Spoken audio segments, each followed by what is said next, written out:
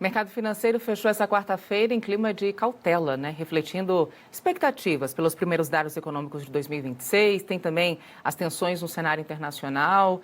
Para entender melhor o que mexeu com todos esses indicativos, a gente está falando de bolsa, dólar, juros, e o que pode movimentar os mercados até o fim da semana. Eu converso agora com Karen Elisa Foquesato, consultora de investimentos da Unicred de Porto Alegre. Tudo bem? Bem-vinda, bom dia. Já que é o nosso primeiro contato, e eu fiquei sabendo que até sexta eu tenho essa liberdade, feliz ano novo, viu, Karen? Bem-vinda. Feliz ano novo, Thalita. Muito bom dia. É um prazer estar aqui com você novamente. Bom dia a todos também que estão nos assistindo. Bom, Karen, falando sobre, olhando nesse cenário geral, né? Eu acho que essa semana ainda foi muito para sentir como seriam esses primeiros dias do ano, né? Como é que o mercado financeiro, inclusive, reage nessa primeira semana. Já tivemos divulgação de alguns dados econômicos de 2026, mas dá para dizer que a gente começa com mais otimismo, mais cautela. Qual esse cenário atual com os dados que tivemos até aqui? Perfeito. Bom, a gente estava vindo numa crescente assim de mercado em alta de uma maneira geral, então tanto que no ano de 2026 a maior parte das bolsas do mundo acumula altas ainda, né? E aqui no Brasil não é diferente, a gente tem a nossa bolsa, o Ibovespa ali perto de 165 mil pontos, que é um ponto muito próximo à sua máxima histórica, né? Mas de certa forma o mercado ele tem tido um pouco mais de volatilidade nessa primeira semana aqui efetivamente de janeiro, apesar das altas. Ontem foi um dia, né, propriamente dito, que a gente viu o mercado realizando. Então, segunda e terça o mercado foi mais positivo de uma maneira geral. Ontem o mercado foi negativo, fechou em 1% de queda, e muito disso por conta dos dados que começaram a sair, também, claro, das tensões geopolíticas aí que vem aumentando e que tem trazido bastante insegurança e cautela para os investidores. Já a gente vai entrar um pouquinho mais nesse cenário geopolítico, mas olha, falando ainda sobre o Brasil, a gente teve dados da balança comercial, né, enfim, que mostraram ali um saldo positivo, mesmo com toda a tensão que a gente viveu no final do último semestre, enfraquecido se comparado com o último indicador, né, mas no cenário geral positivo. Tivemos também ontem fluxo cambial estrangeiro. Esses dados que começam a dar o tom de 2026, eles estão dentro do que era esperado, do que estava precificado até aqui? De uma maneira mista, Thalita. Ontem, duas divulgações de dados acabaram trazendo preço para os mercados mundiais, e eles estão muito voltados aos Estados Unidos. E eles vieram com uma interpretação mista. Então, a gente precisa aí de mais dados, principalmente os que tendem a sair na sexta-feira, para ter um pouco mais de clareza em relação à interpretação de dados. Mas quais foram esses, né, que foram divulgados ontem e que acabaram trazendo volatilidade para os mercados? Primeiro, em relação à atividade econômica nos Estados Unidos do setor de serviços. É um dado importante porque o setor de serviços na economia americana ele representa mais de 70% do PIB. E é um dado que era esperado um número e veio um número acima do que era esperado. Então, mostrou que a atividade desse setor de serviços estaria ali mais forte do que o mercado estava do que o mercado estava esperando. Então, esse foi um dado numa linha muito mais de manutenção dos juros americanos, porque afinal, né, o mercado ainda estaria mostrando uma resiliência nesse sentido. Mas aí, logo em seguida, a gente teve a divulgação de outro dado que acabou tendo mais impacto no mercado, que foi o dado das vagas em aberto nos Estados Unidos. Este dado ele mostra quantas vagas estão em aberto ainda a serem preenchidas, e ele veio com uma queda expressiva ali de cerca de 300 mil vagas a menos do que tinha sido divulgado anteriormente. A interpretação de muitos analistas foi muito mais na linha de que as empresas americanas que estavam outrora com vagas em aberto, elas deixam de ter essas vagas em aberto, não que necessariamente elas estejam sendo preenchidas.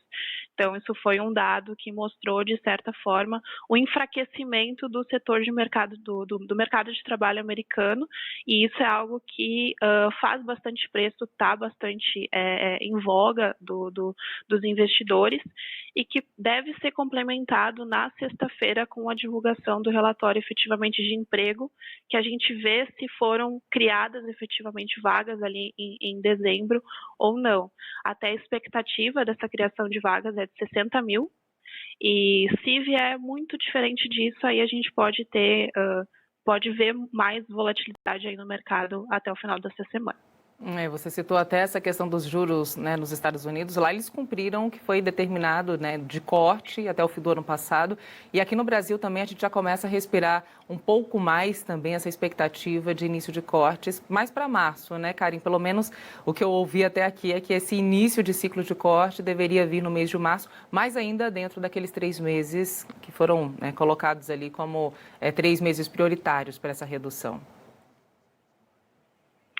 Exatamente. E na sexta-feira, até esqueci de mencionar, a gente tem a própria divulgação do IPCA, né? Que o IPCA, a gente sabe que é o dado de inflação, que é o que o Banco Central mais tem acompanhado para fazer essas suas tomadas de decisão de juros, né? A inflação e o índice de atividade econômica do Brasil.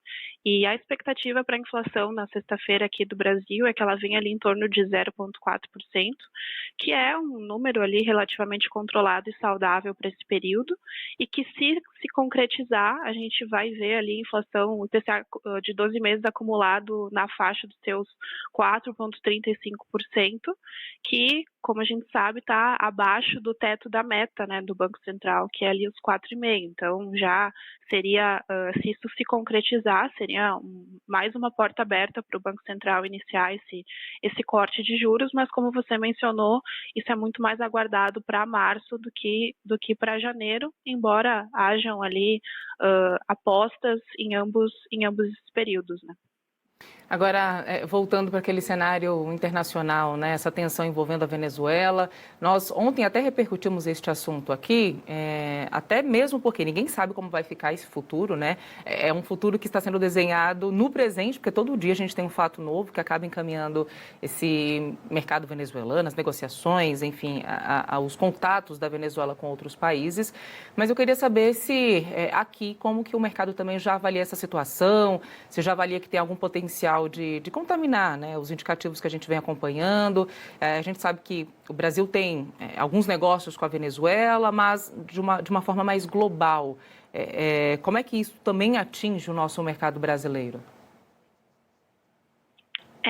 Claro que o que ocorreu no sábado sacudiria o mercado, né? Ainda tem muitas incógnitas pela frente que a gente precisa ir acompanhando e vendo como que isso vai se desenrolando no decorrer. Porém, já dá para a gente tirar algumas conclusões iniciais em relação à reação do mercado. E essa reação do mercado, né, ela foi de uma maneira geral, mais pontual. Mas pontual em que sentido?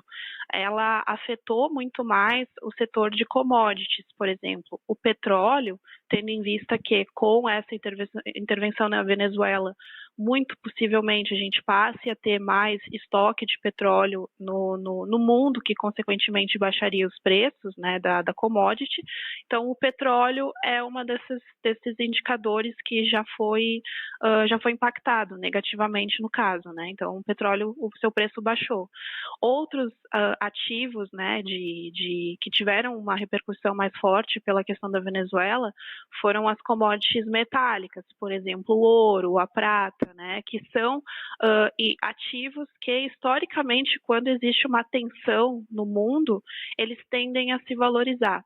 Então, é inegável que teve um impacto, né, de toda essa tensão geopolítica nos mercados globais, mas ele foi um impacto até então mais seletivo, mais focado ali nesse setor das commodities do que efetivamente nos preços dos ativos globalmente falando. Perfeito. Karen Elisa Foquesato, obrigada, viu, pela tua participação. Excelente ano e até a próxima por aqui. Obrigada, Thalita. Sempre um prazer estar contigo.